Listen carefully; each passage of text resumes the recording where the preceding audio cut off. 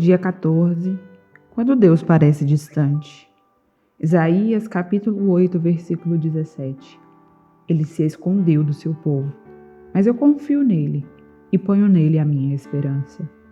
Deus é real, não importa como você se sinta. É fácil adorar a Deus quando as coisas vão bem, quando Ele prover comida, amigos, família, saúde e situações felizes. Mas os acasos nem sempre são agradáveis. Quando isso acontece, como você adora a Deus? O que você faz quando o Senhor parece estar a milhões de quilômetros? A mais profunda adoração é louvar a Deus apesar da dor, dar graças durante a provação, manter a confiança nele em meio à tentação, render-se a Ele durante o sofrimento e amá-lo quando Ele parece distante. Em geral, as amizades são testadas pela separação ou pelo silêncio. Ou você é separado pela distância física ou está impossibilitado de se comunicar. Na sua amizade com Deus, nem sempre você se sentirá próximo dele. Todo relacionamento passa por períodos de proximidade e distanciamento. E no relacionamento com Deus, por mais íntimo que seja, o pêndulo vai oscilar de um lado para o outro. É aí que a adoração fica difícil. Para amadurecer a sua amizade, Deus irá testá-la com períodos aparentes de separação. Momentos em que se tem o sentimento de que fomos abandonados ou esquecidos por Deus.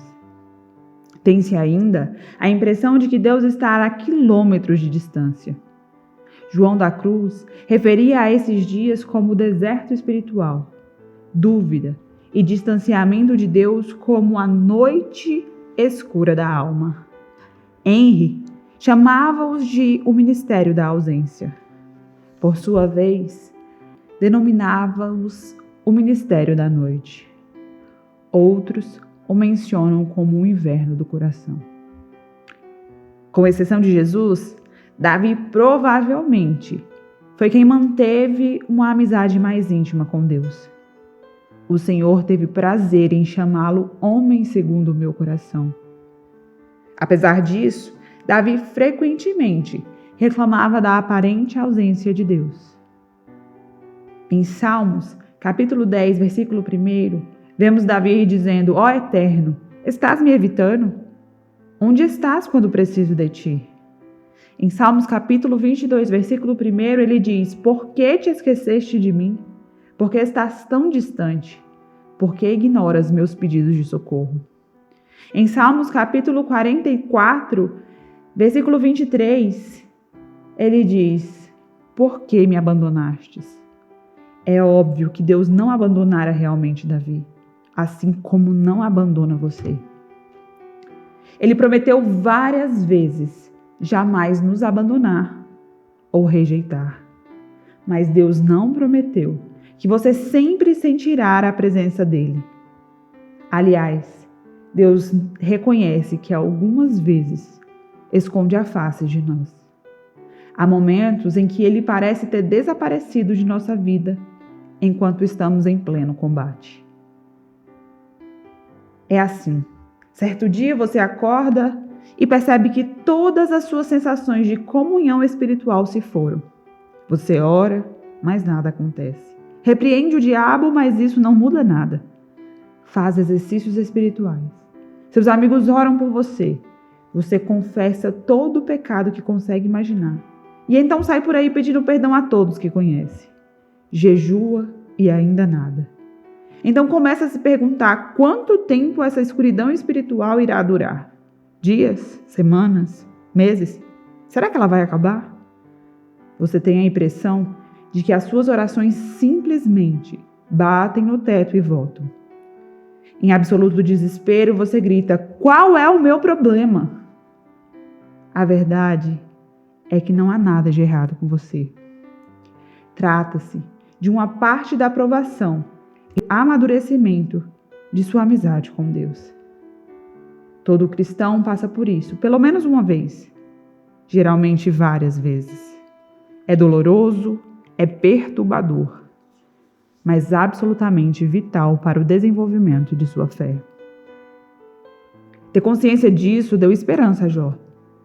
No momento em que não podia sentir a presença de Deus em sua vida, ele declarou: vou para o Oriente, mas ele não está lá. Vou para o Ocidente e não consigo encontrá-lo. Não o vejo no Norte, pois se esconde. Volto-me para o Sul, mas não consigo achá-lo. Contudo, ele conhece o caminho por onde ando. E quando me puser à prova, como o ouro a passar pelo fogo, ele me declarará inocente. Quando Deus parece distante, você pode pensar que ele está zangado ou está te punindo por algum pecado. De fato, o pecado realmente prejudica a nossa amizade com Deus. Entristecemos o Espírito Santo e sufocamos o nosso relacionamento com Ele quando desobedecemos a Deus. Entramos em conflito com alguém, excedemos-nos nos números de atividades, criamos vínculos de amizade com o mundo e assim por diante. Contudo, frequentemente, esse sentimento de abandono e afastamento de Deus não tem nenhuma relação com o pecado. É um teste de fé que todos devemos enfrentar. Será que você continuará a amar, obedecer e adorar a Deus? A confiar nele, mesmo quando não sente a sua presença, nem há evidência visível da ação divina em sua vida? Nos dias de hoje, o erro mais comum que os cristãos cometem ao adorar é buscar uma experiência em vez de buscar a Deus. Eles buscam sensações. E se elas ocorrem, concluem que foram bem-sucedidos na adoração. Errado. Na realidade, Deus, em geral, afasta as nossas sensações para não dependermos delas. Buscar uma sensação, mesmo a sensação de proximidade com Cristo, não é adoração. Quando você é um novo cristão, Deus permite que você sinta muitas emoções que confirmam a sua fé e, frequentemente, respondem às orações mais imaturas e egoístas. Tudo para que você saiba que Ele existe. Mas à medida que você cresce na fé, Ele irá emancipá-lo dessas emoções. A onipresença de Deus e a manifestação da sua presença são coisas diferentes. Uma é um fato, a outra frequentemente uma sensação. Deus está sempre presente, mesmo que você não perceba a sua presença. E a presença divina é profunda demais para ser medida por uma simples emoção. Sim, Deus quer que você sinta a presença dele, mas está mais interessado em que você confie nele, não tanto que o sinta. Fé não são sentimentos. Fé é o que agrada a Deus. As situações que mais põem a nossa fé à prova são aquelas em que a vida nos desaponta e não conseguimos encontrar Deus. Isso aconteceu com Jó. Em um único dia ele perdeu tudo: família, negócios, saúde, todos os seus bens. E o que é pior, ao longo dos 37 capítulos do livro, Deus não diz absolutamente nada. Como louvar a Deus quando você não compreende o que está acontecendo em sua vida e Deus se mantém em silêncio? Como permanecer em comunhão em meio a uma crise se não há nenhum contato? Como manter os olhos em Jesus quando eles estão cheios de lágrimas? Faça o que Jó fez. Em Jó, capítulo 1, verso 20 e 21, está escrito: então prostrou-se com o rosto em terra em adoração e disse: saí nu do ventre da minha mãe, e nu partirei. O Senhor deu, o Senhor levou. Louvado seja o nome do Senhor. Diga a Deus exatamente como você se sente. Derrame seu coração perante a Ele. Descarregue todos os seus sentimentos. Jó fez isso. Ele disse em Jó capítulo 7, versículo 11, não posso ficar calado, estou aflito, tenho de falar, preciso me queixar, pois o meu coração está cheio de amargura. Quando Deus pareceu distante, ele clamou: como tenho saudade dos dias do meu vigor, quando a amizade de Deus abençoava a minha casa. Deus pode lidar com as suas incertezas, com a sua raiva, seu sofrimento, sua confusão e as suas indagações. Você sabia que admitir o seu desespero para Deus pode ser uma declaração de fé? Confiando em Deus e sentindo desespero ao mesmo tempo, Davi escreveu: Cri, por isso falei, estou completamente arruinado. Parece uma contradição, confiar em Deus e sentir-se destruído. A franqueza de Davi, na verdade, revela uma profunda fé. Em primeiro lugar, ele acreditava em Deus. Em segundo lugar, ele acreditava que o Senhor ouviria sua oração. Em terceiro lugar, ele acreditava que Deus lhe permitia expor todos os seus sentimentos e ainda assim o amaria. Concentre-se no Deus imutável, independente das circunstâncias e de como você esteja se sentindo. Apegue-se ao caráter imutável de Deus. Lembre-se daquilo que é eternamente verdadeiro a respeito dele. Deus é bom, Ele me ama, Ele está comigo, sabe pelo que eu estou passando, Ele se preocupa comigo e tem um bom plano para a minha vida. Nunca duvide na escuridão do que Deus lhe disse na luz. Quando a vida de Jó veio abaixo, sobre o silêncio de Deus, o patriarca ainda achou os seguintes motivos para louvá-lo. Ele é bom e amoroso, Ele é todo-poderoso, Ele repara em cada detalhe da minha vida. Ele está no controle, Ele tem um plano para a minha vida, Ele vai me salvar. Confie que Deus cumprirá o que prometeu. Em tempos de deserto espiritual, você deve confiar pacientemente nas promessas de Deus, não nas próprias emoções. Procure entender que Ele está o levando a um nível mais profundo de maturidade. A amizade baseada em emoções é frívola. Então, não fique preocupado com os problemas. As circunstâncias não podem mudar o caráter de Deus.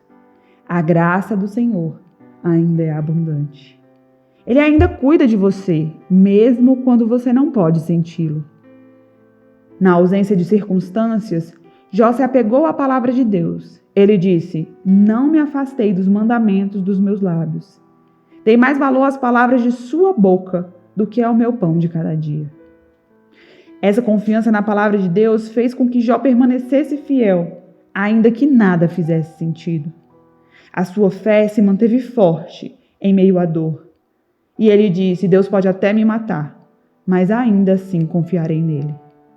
Quando você se sente abandonado por Deus e ainda assim mantém a confiança nele, significa que você está o adorando da maneira mais profunda, apesar de ter sentimentos conturbados.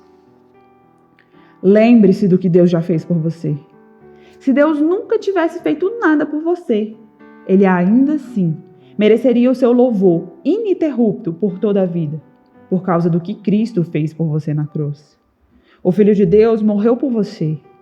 Esse é o maior de todos os motivos para adorar a Deus. Infelizmente, esquecemos os detalhes cruéis e torturantes do sacrifício que Deus fez ao nosso favor. A familiaridade gera complacência. Mesmo antes da crucificação, o Filho de Deus foi desnudado, espancado até ficar quase irreconhecível, açoitado, ridicularizado e escarnecido, coroado com espinhos e cuspido de forma humilhante, ultrajado e ridicularizado.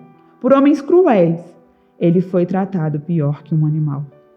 Então, quase inconsciente pela perda de sangue, foi forçado a arrastar uma cruz acima. Foi pregado nela e deixado para morrer em lenta e excruciante agonia. Enquanto seu sangue escorria, escarnecedores ao seu redor gritavam-lhe insultos, rindo-se da afirmação de que era Deus. Em seguida, pelo fato de Jesus ter assumido a culpa pelos pecados de toda a humanidade, Deus desviou os olhos daquela horrível visão. E Jesus gritou em total desespero: meu Deus, por que me abandonaste? Jesus poderia ter se salvado, mas assim não poderia salvar você. Palavras não podem descrever as trevas daquele momento. Por que Deus permitiu e suportou tão medonho ato de crueldade? Por quê? para que você fosse poupado da eternidade no inferno e pudesse compartilhar a glória divina para sempre. Em 2 Coríntios, capítulo 5, está escrito: em Cristo não havia pecado, mas Deus colocou sobre Cristo a culpa dos nossos pecados para que nós, em união com Ele, vivamos de acordo com a vontade de Deus. Jesus desistiu de todas as coisas para que você pudesse ter todas as coisas. Ele morreu para que você pudesse viver para sempre. Somente isto já é o suficiente para o nosso agradecimento e louvor contínuos, e justifica nunca mais se perguntar por qual motivo devemos ser gratos. Eu vou ficando por aqui. Um forte abraço. Até amanhã.